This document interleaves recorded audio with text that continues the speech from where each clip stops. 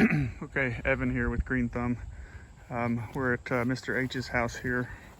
The customer, he wanted us to take a look at things, figure out what we think needs to be done to get this whipped back into shape. He had some questions like, how did it get so bad? What's going on? It's a kind of a multifaceted problem. Well, one thing is been requested to move to a quarterly program, so we're only here every 3 months, and it's just kind of hard to keep track of what weeds are coming up.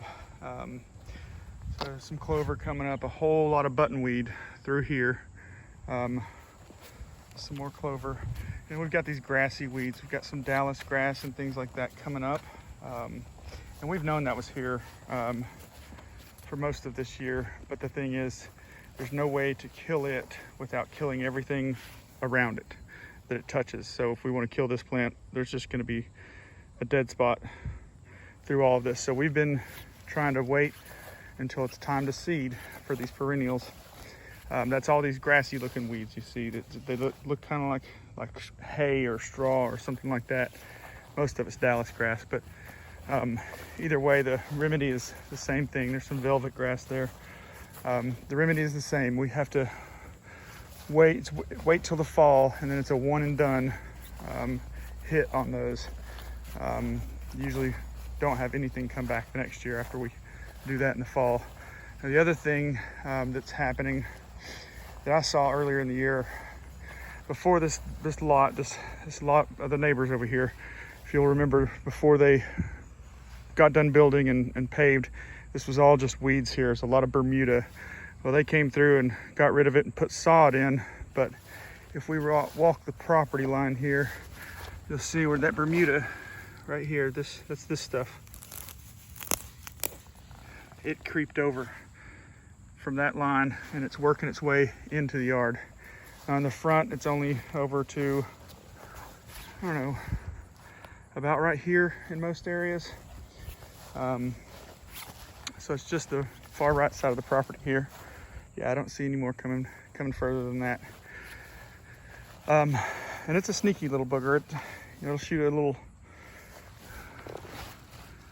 bit of Bermuda out to the side. So like right here, there's a piece of Bermuda that shot out from over there, and the nearest piece to that you can find is quite a ways over. Here's some more right here. So it's real tricky to keep an eye on it, but that's where that came from. I saw it coming under the fence here earlier in the year, and I was spraying to try to keep it at bay, but it can travel a couple feet underground before it decides to show its ugly head.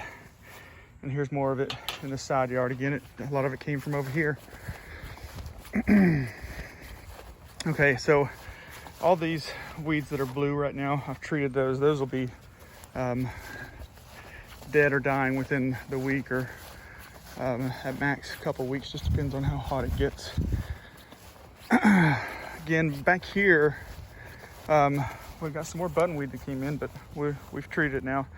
Again, a Dallas grass situation where we have to wait. Now here, right around here in the middle, there's a lot of Bermuda right here. And that's just going to be something that Mr. H and Mrs. H will have to decide whether there's something they want to tolerate or they want to get rid of it.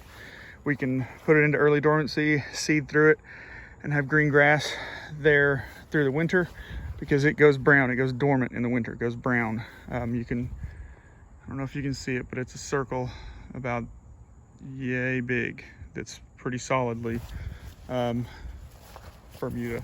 There's still some fescue in there, but not too much. And this is Nutsedge. Again, it's just another one. It's a summer weed. We just have to wait till it comes up to be able to treat it. I know it's not being here since May. I guess it wasn't here in May 22nd, I believe, is when we were out. And then when I talked to Mr. H, I was looking at this from the front yard and was really thrown back. But I figured out what's going on here. Mike and I have been treating from this pipe up to the corner of the fence there. You can see the delineation line. This was just kind of part of that wild field that was over here. And I guess you've got it fenced in, so you want to add it to the program. And that's why this is just a hot mess over here. It was just, we weren't treating anything at all over here. It was just that wild field.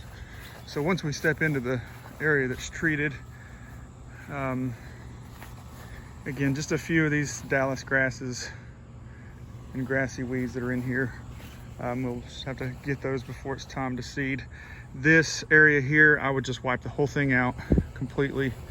And again, in the back, it's just gonna be a tolerance level for the customer, whether dealing with that Bermuda area that's there and a little bit in the front and the sides, dealing with it kind of going dormant, turning brown in the winter, and then seeding through it to get some green grass to last till the summer, while that Bermuda is dormant comes back.